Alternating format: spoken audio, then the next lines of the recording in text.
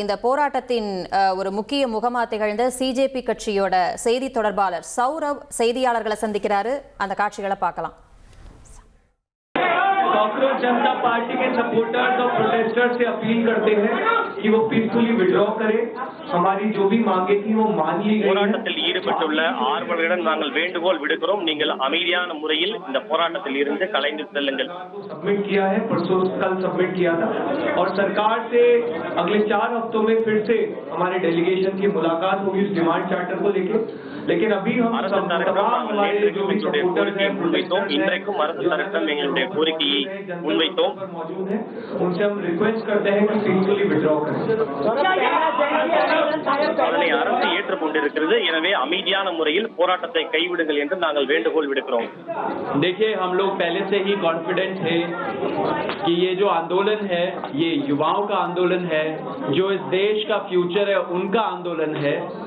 And कोई भी ताकत हो वो देश के फ्यूचर के सामने अड़ी नहीं रह सकती. हमारे जो डिमांड्स थे कोई रेवोल्यूशनरी कोई रैडिकल डिमांड. இந்த போராட்டம் ஆரம்பத்திலிருந்தே மாணவர்களுடைய நாட்டினுடைய இளைஞர்களுடைய போராட்டம். எனவே இதற்கு முன்பு எந்த சக்தியும் நிற்க முடியாது, தடுக்க முடியாது என்ற நம்பிக்கை எங்களுக்கு ஆரம்பத்திலிருந்தே இருந்தது. सुसाइड करके मर गए उनके डिग्निटी के लिए ये आंदोलन था. एंड साथ साथ जो நீட் வினாத்தாள் டெஸ்டிவால் சில மாணவர்கள் உயிரிழந்திருக்கிறார்கள். அவருடைய கண்ணீரை காப்பாற்றுவதற்காக தான் இந்த போராட்டம் முன்னெடுக்கப்பட்டது. एक्शन ना ले वो डिमांड था. ये तीनों डिमांड बहुत रीजनेबल डिमांड थे एंड बहुत ज्यादा நாங்கள் முன்வைத்த 3 கோரிக்கைகளும் நியாயமான ஏற்றுக்கொள்ளக்கூடிய கோரிக்கை தான். ये सारे डिमांड्स एक्सेप्ट हुए. அந்த கோரிக்கை ஏற்கப்பட்டிருப்பதால் தற்போது எங்களுடைய போராட்டத்தை கைவிடுகிறோம்.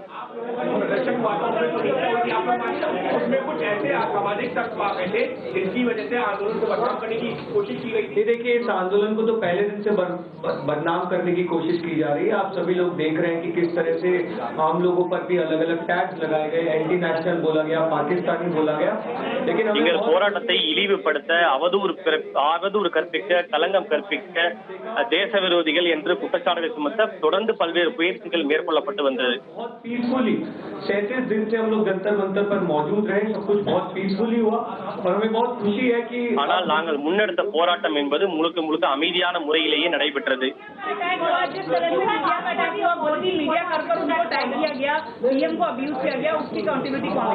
देखिए, हम लोगों ने स्टार्टिंग से जो भी कांग्रेस जनता पार्टी के सपोर्टर्स हैं बहुत ही पीसफुल पढ़े लिखे सपोर्टर्स हैं, बहुत ही समझदारी से उन्होंने अपने आप को कंडक्ट किया.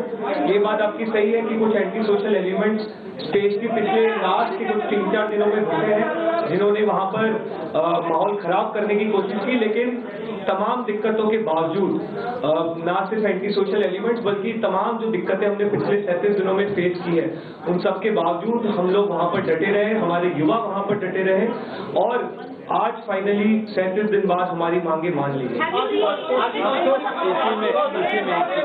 इसी में एक चीज मैं ऐड करना चाहूंगा. எங்களுடைய கூட்டத்தில் போராட்டத்திற்குள் சில தேச விரோத சக்திகள் புகுந்து அதை சீர்குலைக்க முயற்சித்தன. இருப்பினும் நாங்கள் கட்டுப்பாட்டோடு இருந்து எங்களுடைய இலக்கை நாங்கள் அடைந்திருக்கிறோம். ऐसे लोग सीजेपी के सपोर्टर नहीं है. ये एंटी सोशल एलिमेंट घुसाए गए. हम लोग ऐसे एक्शंस के लिए हम लोग उनको खंडन करते हैं.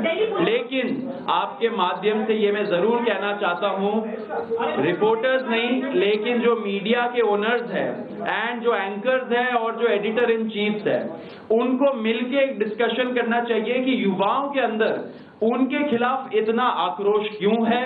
क्योंकि आप ये जरूर समझ लीजिए जिस तरीके का प्रोपेगेंडा चलाते हैं कुछ चैनल्स उससे लोग खुश नहीं है. एक ना एक दिन ऐसा आएगा जब युवा ऐसे ही डिमांड लेके आगे बढ़ेगा एंड उस टाइम पे उनका भी आंसरेबिलिटी बिल्कुल जस्टिफाई नहीं होता है. செய்தி ஊடகங்கள் மற்றும் செய்தி ஊடகங்களின் தலைவர்கள் மாணவர்கள் ஏன் இத்தனை ஆக்ரோஷமாக கோபமாக இருக்கிறார்கள் என்பதை அவர்களோடு பேசி கலந்து பேசி அவருடைய எண்ணங்களை புரிந்து கொள்ள முன்வர வேண்டும். लोगों के अंदर क्यों ऐसे फीलिंग्स है बिल्कुल नहीं मानना चाहिए. कोई भी वायलेंस का इस मूवमेंट में या कोई दूसरे मूवमेंट में और इस देश में कोई स्पेस नहीं है. ये हम लोग क्लियर कर देना चाहते हैं. सिमरन बताइए. வன்முறையான எந்த போராட்டங்களுக்கும் இடமில்லை என்பதை நாங்கள் தெளிவாக கூற விரும்புகிறோம். So are you guys going to testify against those FIR many people who have been identified?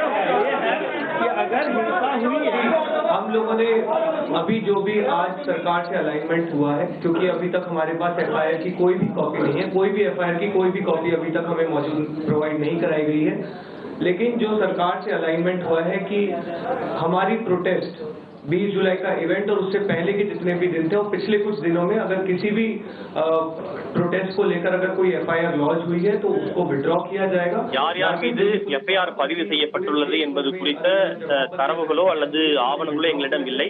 ஆனால் அரசு தரப்பு ஜூலை 20 பேரணி மற்றும் அதற்கு பிறகு தற்போது வரை போராட்டத்தில் ஈடுபட்ட யார் மீதும் எந்த வழக்கும் பதிவு செய்ய போவதில்லை என்று அரசு உறுதியளித்துள்ளது.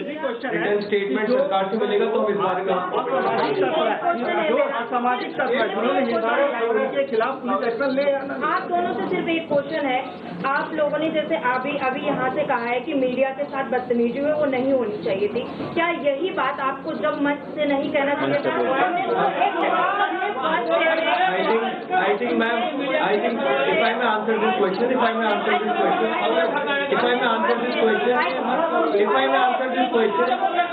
हम लोग मैम, मैं खुद 37 दिन से मंच संचालन कर रहा हूँ.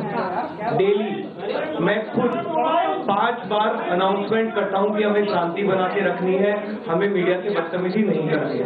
ये हम लोग खुद நான் தொடர்ந்து எங்களுடைய போராட்டத்தில் ஈடுபட்டவர்களிடம் ஊடகங்களை நாம் ஒருபோதும் துன்புறுத்தக்கூடாது, அவர்களை அவதூறு செய்யக்கூடாது என்று ஒரு நாளைக்கு தொடர்ந்து 5 முறையாவது நான் வேண்டுகோள் விடுத்துக் கொண்டே இருந்தேன். किसी भी आंदोलन में हिंसा का कोई स्थान नहीं है. हम लोगों ने पहले दिन से सिर्फ और सिर्फ 2 चीजें मेंटेन की है कि हम लोग पीसफुल रहेंगे और हम संविधान से चलेंगे.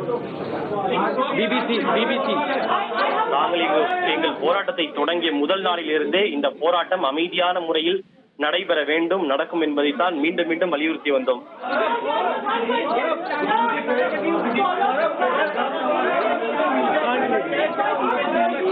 एक मिनट रुकिए, ये पूछ रहे हैं. एक minute. Made such an outreach to you, this government is unprecedented. How do you see that? Do you think this is about the youth? How did you react? Did you expect them in the இனி செல்லும் இடமெல்லாம் செய்தி. தந்தை டிவியின் WhatsApp சேனலை follow பண்ணினா செல்லருக்கும் இடமெல்லாம் செய்தி.